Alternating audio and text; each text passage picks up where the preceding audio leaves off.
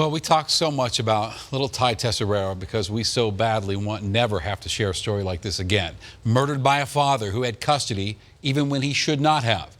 The same way he had access to a gun when he was ordered by law to give it up. The same way he was harassing the mother of his child to the breaking point despite countless cries for help.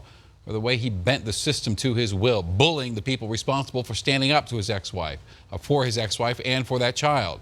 But we're past playing the blame game tonight. We are now looking for a change.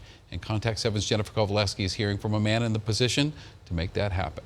My heart immediately sank. Colorado lawmaker Jonathan Singer can relate to Ty Tesoriero's tragic story. He worked as a Boulder social worker before running for office. This is tragic, and we know that more and more of these cases can be prevented. The Democratic representative from Longmont is now vowing to use his power to make sure what happened to Ty never happens again. We absolutely have to introduce legislation next year. We're going to look before we leap and make sure we're doing this the right way. Ty was murdered at the hands of his own father, Anthony Tesoriero, a known domestic violence abuser who bullied his way through the system.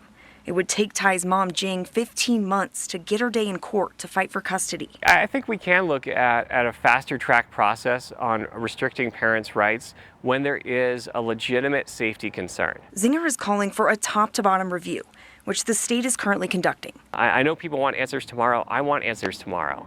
But ultimately, if we were going to do justice for this case, we need to be thorough. In the meantime, Singer is looking at writing a law to force judges to go through more training, especially since the judge in Ty's case was planning to give Jing custody, but decided not to remove Ty that day, a decision which would play a direct role in his murder. Making sure that our family court system has better training for our judges to be able to recognize the signs and symptoms of domestic violence. The Longmont lawmaker also wants to see a loophole in Colorado's gun law closed. Guns and domestic violence is a deadly mix, and we know that. We've got the laws on the books. They just need to be enforced. A law which should have prevented domestic violence abusers, with protection orders, like Anthony, from ever owning a weapon. These are the kinds of things that don't leave your soul, and they affect an entire community.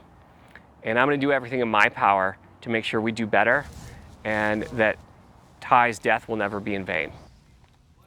Now, Singer supports the idea of a dedicated family law court system, one where judges are experts in this one area. He says the biggest question is about funding, and if there's enough money to create one in a low-tax state like Colorado. We will stay on top of this. Shannon? I know you will. Thanks for all your work on this story, Jennifer.